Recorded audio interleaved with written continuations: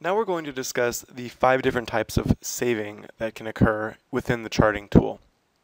In order to demonstrate this, we're first going to notice that 3 of these modalities are displayed in the clinical desktop. Saving a chart as ready for exam or for review will put that chart into either of those 2 tabs. Saving a chart as pending, or simply leaving a chart and letting yourself be logged out by the countdown in the upper right corner, will place that chart in the pending list on the right side. To take a closer look at how saving affects the final outcome of the chart, let's begin by getting into the charting tool. I have here a follow-up chart which has most of the subjective information already filled in and completed.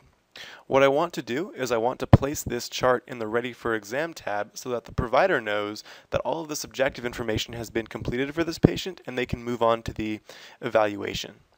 So what I'm going to do is I'm going to save this chart in the upper right corner as Ready for Exam. Once I close this chart, we can see that in the clinical desktop there's now a light flashing in the Ready for Exam tab, letting me know that there is something populated in here that requires my attention.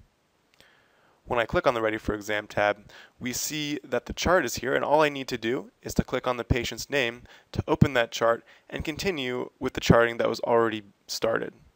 If I were to save this chart as for review, what that will allow me to do is to tag in a username from this practice to take a look at the chart with some notes that I've written for them to specify where I want them to look. So let's go ahead and go to Save As and save as for review. And we'll select my username so that we can all see where it goes. And write a comment, for example, please take a look at the functional gains under subjective, because I want this particular provider to make sure that what I've done is correct. I'll click Save, and I will close out of this chart. And as we can see, now we have a flashing light in the For Review tab.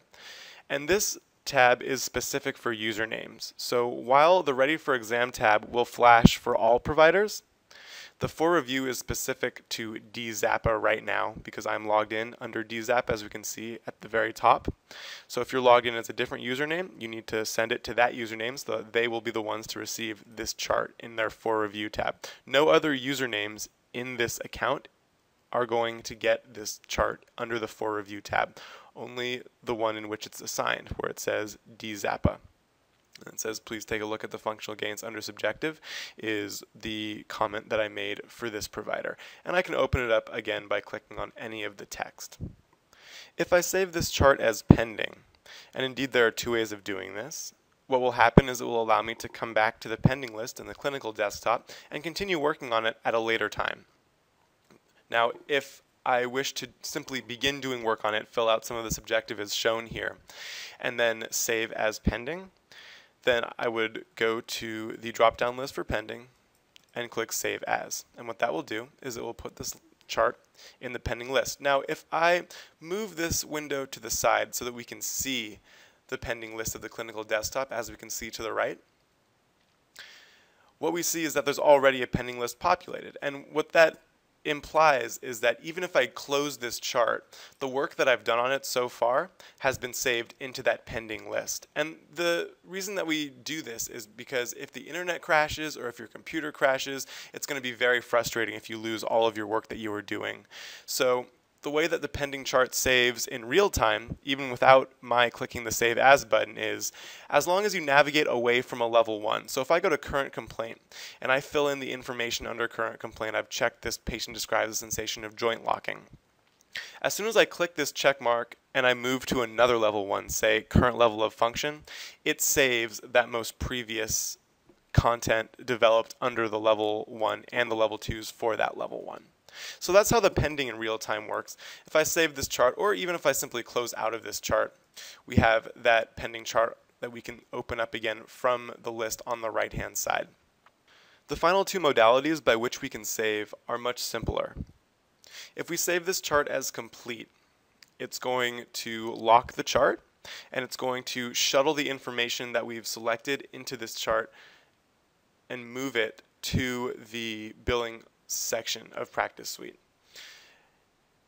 So let's go ahead and save as complete. Now once you save a chart as complete, you notice that it's no longer in the pending list on the right side.